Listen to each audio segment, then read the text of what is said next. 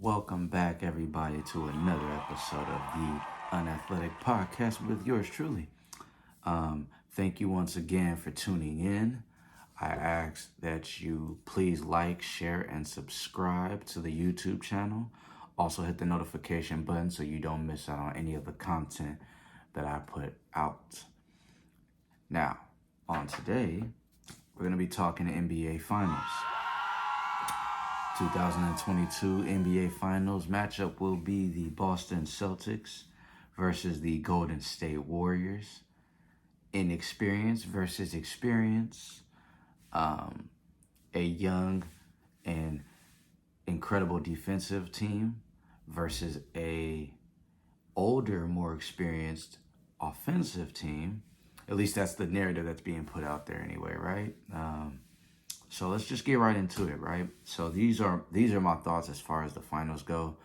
I believe in this series, one of the crucial points, one of the key factors in this series that's going to matter is turnovers on both sides for Boston and for the Warriors. Specifically for the Warriors, let me start there. The Golden State Warriors have a penchant for turning over the ball. This is just part of their offense.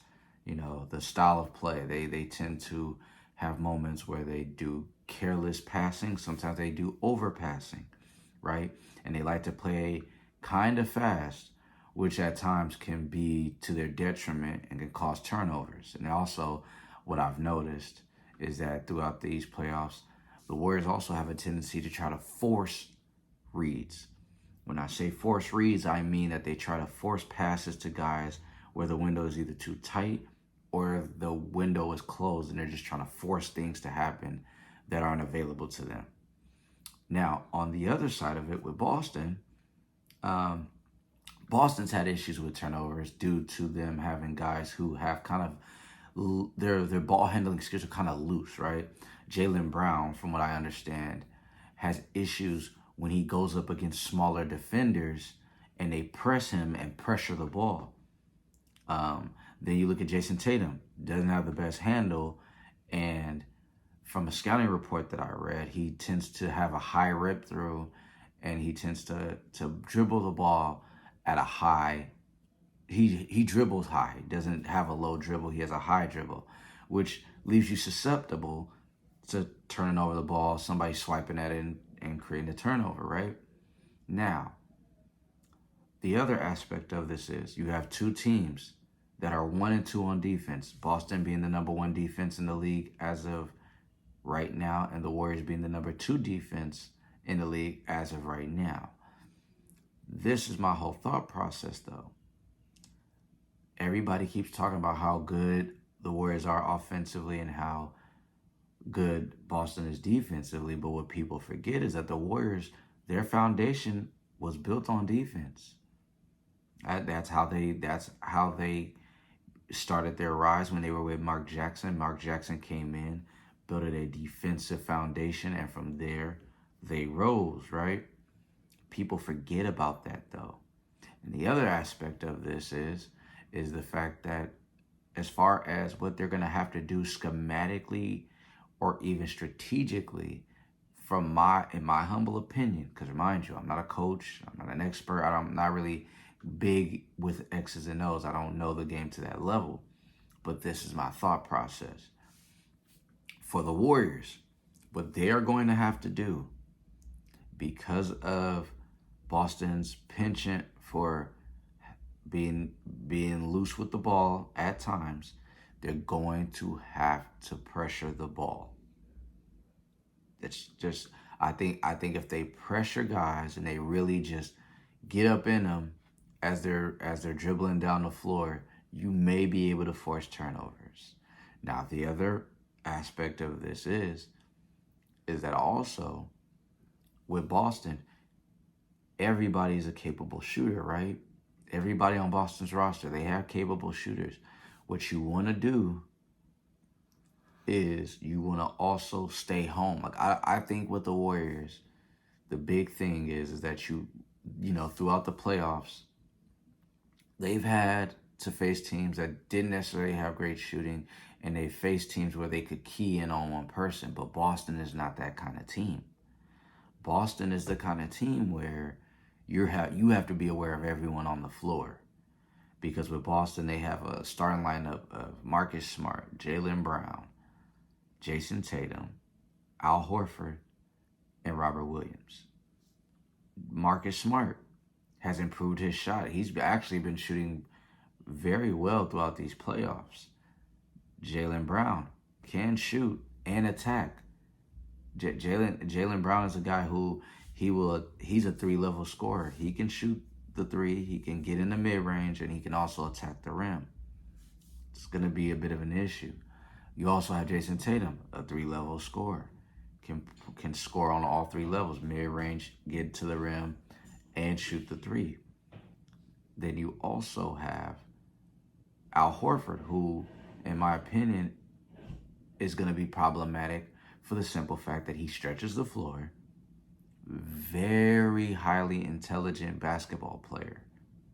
And if you saw what he did in Milwaukee, very, very crucial for Boston to win that series. And he was crucial for them in the Miami series as well. Not just on the offensive end, but defensively as well. And so my whole thing is Boston presents a lot of issues for the Warriors that they have not seen previously in the finals during their dynastic run. You look at it, I believe this team uniquely built their crooks on defense. But not only that, these guys are young and athletic. And this is the first time in the NBA with the Warriors, as far as them in their finals run, that they faced a team with 2 dynamic two-way wings in Jason Tatum and Jaylen Brown. If you look at the history of every other team they faced, they've went up against LeBron. They've went up against LeBron and Kyrie, LeBron, Kyrie, and Kevin Love. They've went up against Kawhi and Toronto with Pascal Siakam and those guys. But this team that's younger, they're more athletic. It's just a different challenge that they present, right? Now, on the other side of things, right? I think where the Warriors, what they are going to be able to be successful with is that Boston, schematically, and strategically, like they're not the kind of team that traps and doubles, right? Ime Udoka has this team trusting each other defensively so that they trust their teammates to not have to do a lot of help defense. I don't know if anyone else has noticed that, but I've noticed that in these playoffs, Boston trusts themselves and their guys are good enough defensively that they don't trap and they don't help. They trust each other to do their assignments on defense. And so I think what the Warriors are going to have to do is they're going to have to take advantage of that. They're going to have to find ways to just attack whoever it is that they're going at because of the fact that they're not going to give help. They switch. Boston does switch on defense where if they run the pick and roll, whoever the roll man's defender is may switch onto the ball handler. And whoever is the ball handler's defender is going to go onto the roller. And that's going to happen throughout the series. But because Boston is so disciplined defensively, I believe that the Warriors can find ways to take advantage of that. And I think the one thing that is crucial, that is crucial for the Warriors as far as getting through this series is that they are going to have to make sure that they don't settle. They cannot settle for jumpers. Throughout this entire series, they cannot settle. If you find an opening, if you find a moment where they fall asleep on defense, because remember, nobody gets completely shut down, right? Like these guys in this league, they're so talented. No one gets completely shut down. But the fact of the matter is that every now and then, you're going to have some openings. You're going to have guys fall asleep because no defense is impenetrable in the NBA. They're going to have to find ways, and it's going to be intriguing to see how Steve Kerr goes about trying to figure out ways to get through this series to beat Ime Udoka. And that's the other element of this as well. The coaching, right? I'm going to give you guys a crazy stat. In the NBA Finals, Steve Kerr, I believe, series-wise, is 21-2. But the 2 losses that he has had have come to rookie head coaches. Ty Lue, back in 2016, rookie head coach. And then Nick Nurse of Toronto in 2019 was a rookie head coach. Now, if you believe history to be if you believe that that's a pattern, then there's a strong possibility that the Golden State Warriors, against the rookie head coach in Ime Udoka, could lose these finals. I gotta let that sit. Rookie head coach, 2 two-way wings. Doesn't sound very good, but I personally do believe that the Warriors will find a way and can find ways to win this series. Now, the other aspect of this as well, I will give you guys my X factors for both teams. For the Golden State Warriors, my biggest X factor for the Warriors, Andrew Wiggins. Why is that? If we look throughout these playoffs, right, Andrew Wiggins has played his role. Everybody doesn't realize he doesn't have to put up any kind of gaudy numbers. He doesn't have to put up a 20-point game or a 25 and all this other stuff. All Wiggins has to do is do what he's done these entire playoffs, which is defend at a high level. And then he absolutely has to make sure that when he sees the opportunity, attack. Because the fact of the matter is that with Andrew Wiggins, he's probably the second best shot creator, or third best shot creator, I'll actually say, on the Warriors, behind Steph and Jordan Poole. Because Andrew Wiggins, if you saw him play in Minnesota, does have the ability to create his own shot, get to the rim, things of that nature, right? And so I believe that what he does on both sides of the ball in this series is going to be critical.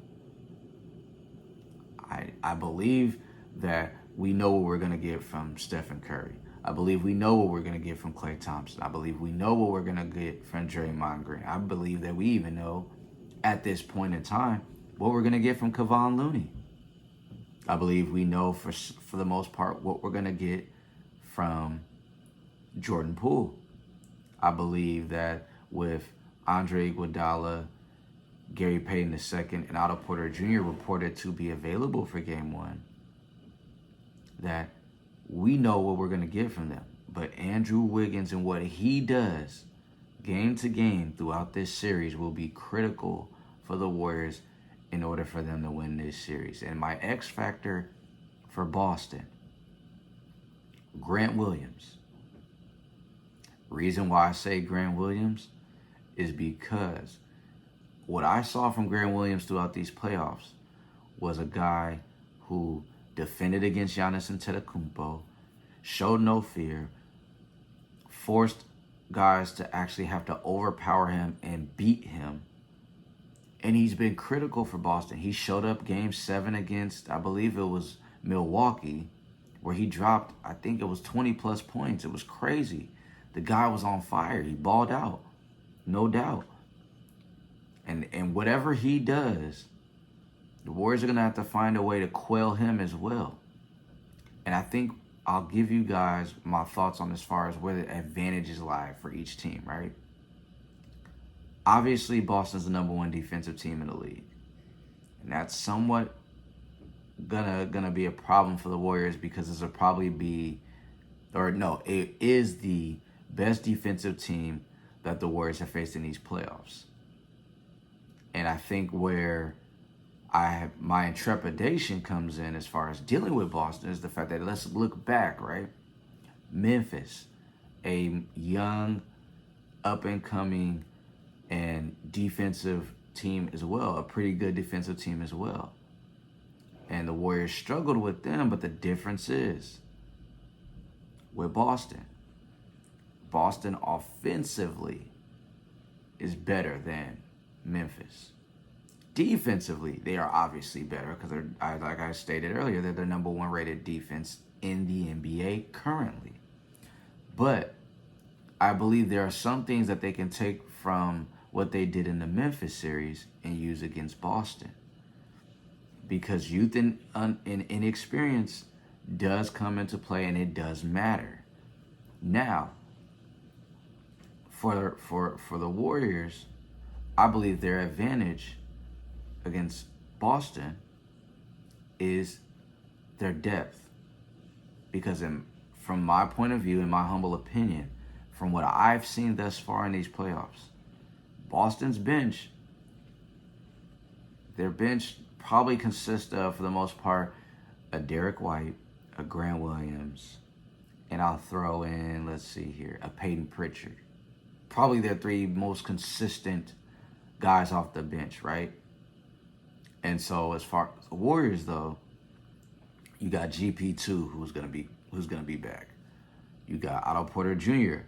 You got Jordan Poole. You've also got, let me think here real quick.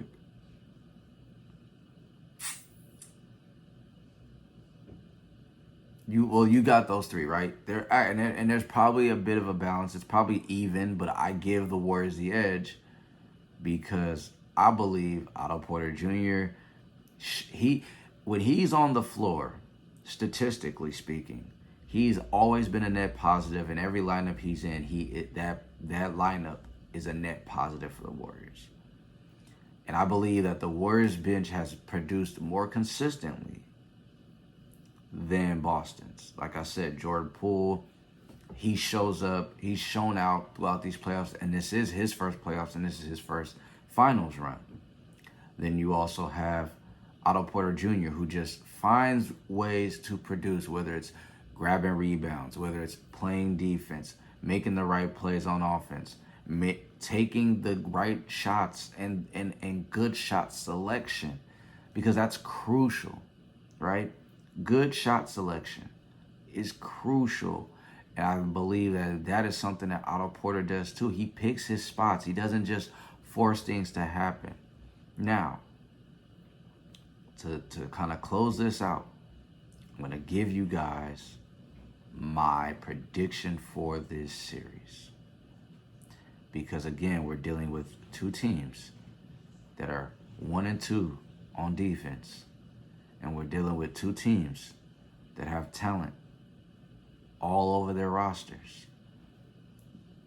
And then let's also take into consideration the Warriors do have home court advantage. I have the Golden State Warriors winning this series in 6 games. I believe the Warriors will find a way to overcome Boston's defense with their offense, and I just believe that Stephen Curry, Klay Thompson, and Draymond Green will find themselves back on top of the mountain as the best team in the NBA and as the champions of the NBA world.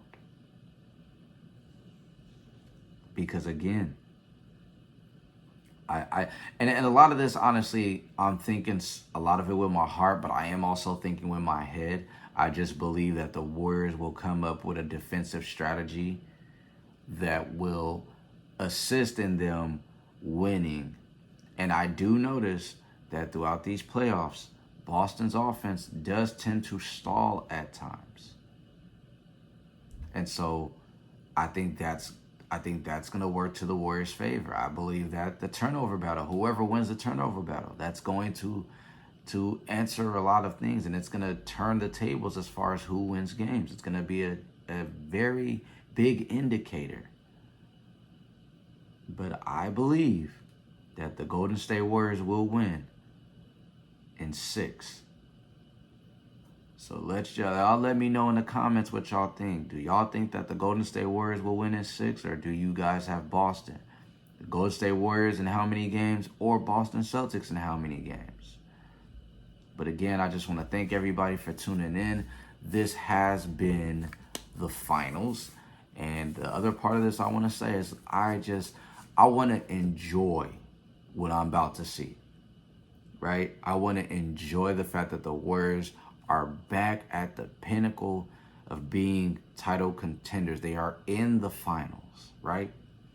Boston, a young up-and-coming team, very good team, incredible coach in Ime Udoka, who just so happens to be married to Nia Long as well. Just throwing that out there.